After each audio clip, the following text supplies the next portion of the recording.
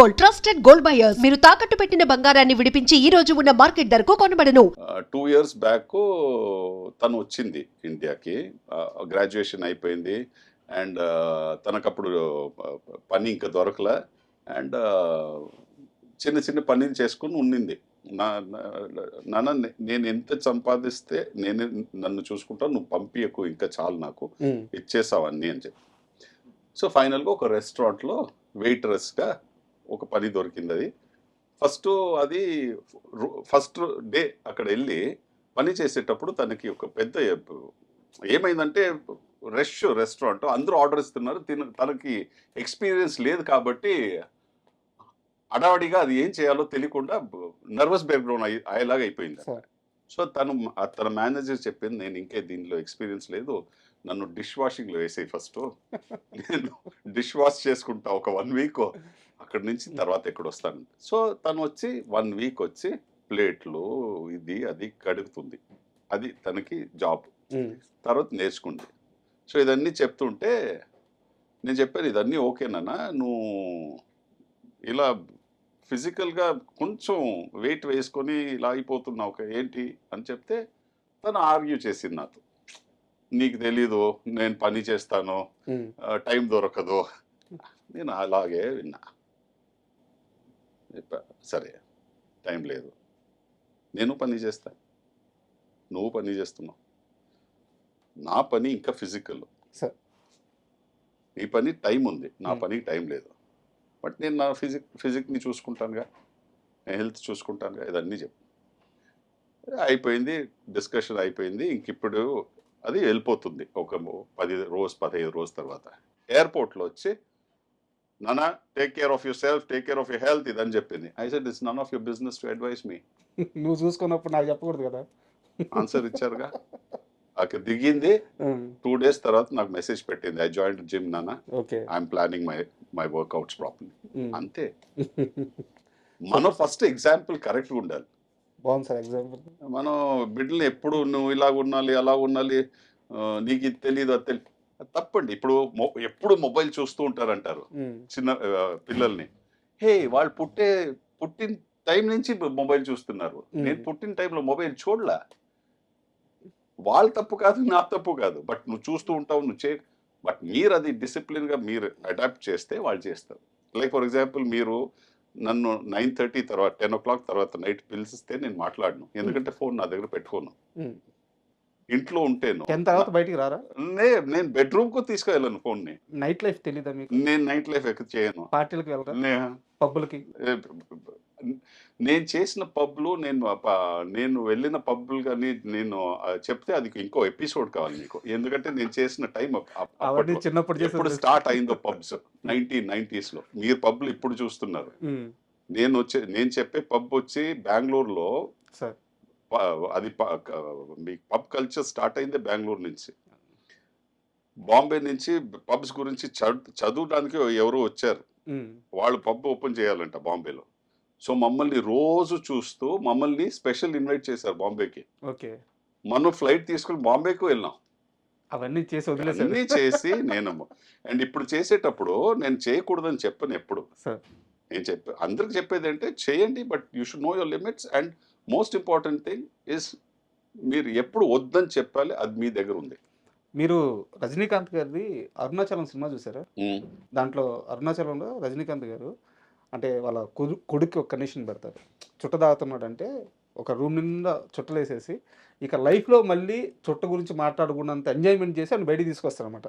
మీ లైఫ్లో ప్రతిదీ అలాగే జరిగింది? అలాగే. ఇప్పుడు మా అన్న ఇప్పుడు లండన్లో ఉంటాడు. చిన్నప్పుడు బాగా తినేవాడు. అప్పుడప్పుడు కిచెన్కి వెళ్తాడు, తీసుకుంటాడు, తింటాడు, అలా ఉండేవాడు. అతన్ని మా అమ్మ కంట్రోల్ చేయలేరు.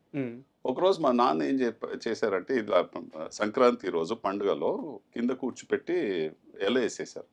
దాంట్లో ఎంత రైసు, ఎంత సాంబార్ వేశారు, ఎంత ఇది వేశారంటే ఆడు చాలు చాలు చాలు అని చెప్పి ఏడ్సే వరకు అతనికి వేశారు. ఆ రోజు ఆడు అలా తినేది మానేశాడు. అప్పటి నుంచి తిండి తగ్గించాడు. ఎందుకంటే అతన్ని తినకూడదని చెప్తే చేయడు. కాలుగా తిన్ను, ఇంకా తిన్ను, ఇంకా తిన్నంటే ఆడు మీ లోపల రావాలి ఫస్ట్, నాకు చాలు అని చెప్పేది. అప్పుడు ఆడు డిసైడ్ చేసుకున్నాడు ఇంతే లిమిట్లో తినాలని. అలా అరుణాచలం మీ ఫ్యామిలీ స్టోరీ లాగా ఉంది అయితే. అది కాదు, డెఫినెట్లీ కాదు, అంత డబ్బులు లేవు మా దగ్గర. అండ్ మీరు తమిళ్‌లో సార్ చాలా మీ కెరీర్ చాలా ఎర్లీ స్టేజ్‌లో హ్మ్. నాకు తెలిసి ఫస్ట్ సినిమానో, సెకండ్ సినిమా అనుకుంటాను. అక్కడ విజయకాంత్ గారితో మీరు మూవీ ఫస్ట్ చేశారు. Movie first movie. అండ్ అంటే విజయకాంత్ గారంటే అక్కడ తమిళనాడులో ఆయన మాస్ ఫాలోయింగ్ అని అంతా అవును. తెలుసు. ఇక్కడ తెలుగులో కూడా ఆయన చాలా గొప్ప సినిమాలు హ్మ్. చేస్తున్నారనమాట.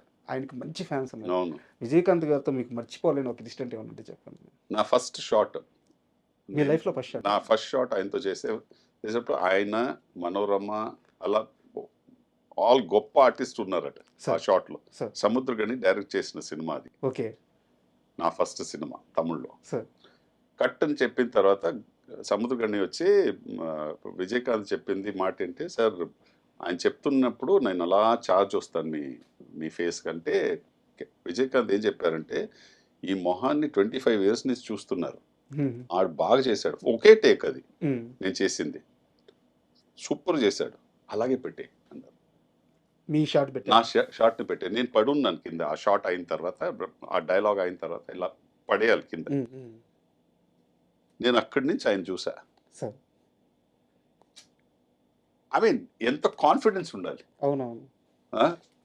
మీన్స్ తన మీద ఎంత కాన్ఫిడెన్స్ ఉన్నాయి. అది కాకుండా ఇంకొకరికి ఎంత స్పేస్ ఇస్తున్నారు ఒక హీరో. అవును. నా ఎక్స్పీరియన్స్ అలా ఉండింది ఆయనతో. సో చాలా extraordinary human being, great human being. Sir. And మీకు ఇది చెప్పాలనిపిస్తే చెప్పండి, లేకుంటే స్కిప్ చేసేసేయండి. నెక్స్ట్ తమిళనాడులో ఎలక్షన్స్ ఉన్నాయి. అక్కడ విజయ్ గారు బరిలో ఉన్నారు. ఆయన విజయ అవకాశం ఎలా ఉండబోతుంది మీకు తెలిసినంత వరకు? నేను పాలిటిక్స్ అంత ఫాలో చేయను, సార్. అంత చేయను పాలిటిక్స్ చెప్పడానికి.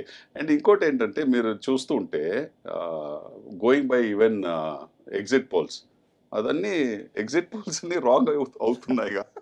సో నేను ఏదో చెప్తే అలాగే ఉంటుంది ఎగ్జిట్ పోల్ లాగా. మీరు నేను చెప్పేది రాంగ్ ఉంటుంది. అంటే కొంతమంది తప్పించుకోవడం వేరు సార్, ఆ. లాజికల్గా తప్పించుకుంటున్నారు మీరు కొన్ని విషయాలు. తప్పించుకుంటుంది కాదు, నేను చెప్పేది అంటే, ఇప్పుడు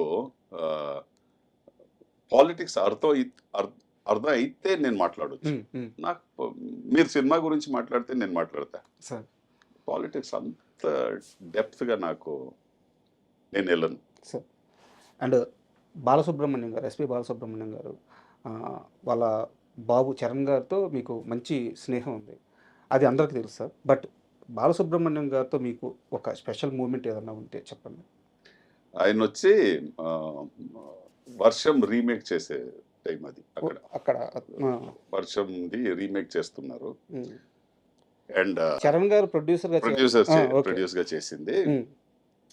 అండ్ నన్ను విలన్ గా గోపిచంద్ ఇక్కడ చేశారుగా. అవును. ఆ రోల్ నువ్వే చేయాలి సంపత్ అని చెప్పి, చరణ్ నువ్వే చేయాలని చెప్పి, నేను అది ఓకే ఓకే అని చెప్పా.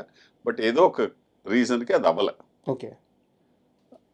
ఎస్పీబీ గారికి చాలా ఫీల్ అయిపోయింది, మనం ఇంత ట్రై చేసి ఇతనికి అవ్వలేదని చెప్పి ఫోన్ చేశారు. చరణ్ నేను ఒక చోట్ల ఉన్నాం, సరే నువ్వు రేపు ఇంటికి వస్తావా భోజనానికి అన్నారు. వస్తాను అంకుల్ అన్న. నెక్స్ట్ డే ఆఫ్టర్నూన్ ఆయన ఇంటికి వెళ్తే, నేను, చరణ్, ఎస్పీబీ గారు, మళ్ళీ చరణ్ మదర్, మరి నలుగురు లంచ్లో ఉన్నాం. ఆయన చెప్పిన ఒకే మాట, సంపత్ ఇప్పుడు అంటున్నారుగా ఆప్షన్స్ చూద్దామని, నువ్వు ఎలా పెరగాలంటే లైఫ్లో ఆ క్యారెక్టర్కి ఆప్షన్నే లేదురా, అతన్నే వేయాలి, అలా రావాలి నువ్వు, ఎందుకంటే నీ లోపల అది ఉంది నాకు తెలుసు అని చెప్పి భోజనం చేయన్నారు. అది నేను లైఫ్లో మర్చిపోను. ఈరోజు అదే స్థాయిలో ఉన్నారు కదా మీరు. నేను ఆ స్థాయిలో ఉన్నానో లేదో తెలీదు, బట్ అంత గొప్ప వ్యక్తి అది చెప్పాలని నాకు తెలిసి was never there, not necessary, but ఆయన స్టిల్ చెప్పారు. అండ్ ఇందాక మీరు హెల్త్ గురించి చెప్పారు సార్. అంటే ఒక సంపత్ రాజు నిద్ర లేసినప్పటి నుంచి నిద్రపోయేదాకా తన డైట్ ఎలా ఉంటుంది, ఏం తింటారు? నేను అన్ని తింటానండి, బట్ అన్ని లిమిట్లో తింటా. ఒకసారి చెప్పండి, మార్నింగ్ ఎలా ఉంటుంది? నేను నా ఎగ్స్ తింటాను, వెజిటేబుల్స్, స్టీమ్డ్ వెజిటేబుల్స్ తింటాను, ఓకే, వర్కౌట్ చేస్తాను, ఓకే, తర్వాత లంచ్లో రైస్ తింటా, సాంబార్ తింటా, వెజిటేబుల్స్ తింటాను, అన్ని తింటాను. బట్ ఈవినింగ్ కొంచెం త్వరగా తినేస్తాను, ఒక 7 o'clock 7:30 లోపల తినేస్తాను. అది ఇప్పుడు ఎలాగైనా 6 లోపల తీసుకురావాలని ట్రై చేస్తున్నాను. 6 లోపల? అవును. అంటే ఈవినింగ్ మళ్ళీ రైస్ తింటారా? లేదు. లేదు. అంటే ప్రొడక్షన్ ఫుడ్ తింటారా మీరు? నాకు ఇక్కడ పెట్టేస్తారు, నాకు కీన్వా అని నా అసిస్టెంట్స్ పెట్టేస్తారు. మీరే బట్ దాంట్లో రైస్ అది బట్ సాంబార్ అని ప్రొడక్షన్ సాంబార్ తింటా. అంటే ఎందుకు అడిగానంటే ఇంటర్వ్యూ స్టార్ట్ అవ్వక ముందు అక్కడ నిలబడి ఉంటే కుక్ చేస్తున్నారు. అవును, నా కీన్వా చేసేస్తారు అంతే, ఓకే అది తింటాను నేను. సార్, ఫైనల్గా అండ్ ఇప్పుడున్న చేతిలో ఉన్న ప్రాజెక్ట్స్ ఏంటి? ఇప్పుడు నేను సర్వానంద్ సినిమా చేస్తున్నాను, మీరు ఇక్కడ షూట్ చేస్తున్నారు, మొన్న సాయి గారు డైరెక్టర్. సార్ ఇది కాకుండా ఫంకీ చేశాను. ఓకే మళ్ళీ ఇంకొక తెలుగు సినిమా స్టార్ట్ చేస్తున్నాను, బట్ ఆఫ్టర్ జనవరి. సార్ తమిళ్లో విజయ్ కొడుకు డైరెక్ట్ చేసిన సినిమా ఫినిష్ చేశాను ఇప్పుడు, జేసన్ సంజయ్ది. సార్ అండ్ కన్నడలో రిషబ్ షెట్టి అసోసియేట్ ఒక సినిమా చేశాడు, అది చేసి ఫినిష్ చేశాను. ఓకే మలయాళం సినిమా ఒక స్టార్ట్ చేస్తున్నాను. ఓకే ఇది నా ప్రాజెక్ట్స్. చేతి నిండా సినిమాలతో చాలా బిజీగా ఉన్నారు. బిజీ అంటే ఇప్పుడు ఒక 20 days గ్యాప్ తీసుకుంటున్నాను, ఆస్ట్రేలియా వెళ్ళిపోతున్నాను. సో ఈ న్యూ ఇయర్ వచ్చి నా కూతురుతో ఉంటాను, ఓ వచ్చిన వెంటనే పని స్టార్ట్ చేస్తాను. అంటే ఇంటర్వ్యూ క్లోజ్ చేసే ముందు సార్ ఒక చిన్న రిక్వెస్ట్ కాదు, మీకు కూడా ఓపెన్ అవ్వాలంటే ఓపెన్ అవ్వండి. మీ నాన్నగారిది నెల్లూరు, మాది నెల్లూరే. ఓ వెరీ గుడ్, కంగ్రాచులేషన్. అయితే మీరు కానీ మీకు దగ్గరున్న సోర్సుల ద్వారా కనుక్కొని, నాకు ఇందాక మీరు చెప్పారు మీ ఇంటి పేరు మీకు తెలీదండి. మీ ఇంటి పేరు కానీ చెప్తే నేను అక్కడ ఉన్న మీ బంధువులు ఎవరన్నా కల్పించే బాధ్యత తీసుకుంటాను, మీరు ఇంట్రెస్ట్గా ఉంటే. 100%. బట్ నాకు ఇంటి పేరు అడిగితే నాకు తెలియదే, అలా ఇంటి పేరు ఉంటుందా అని కూడా తెలియదు నాకు. ఎందువల్ల సార్, ఎందుకు తెలియలేదు అసలు? తెలీదు, ఎప్పుడు అడగలే అది.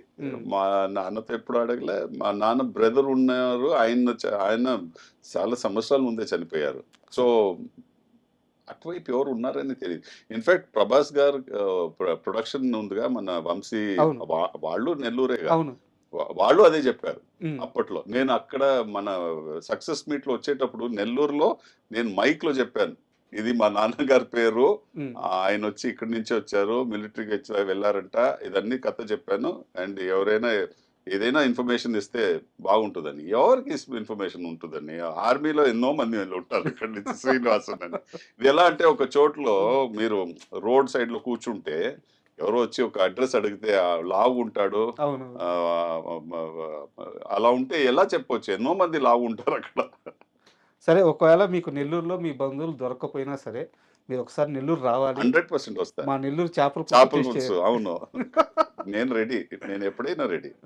తినడానికి ఎక్కడైనా వెళ్తాను నేను. రావాలి, మీరు వచ్చినాక నాకు కాల్ చేయాలి. ఓఎస్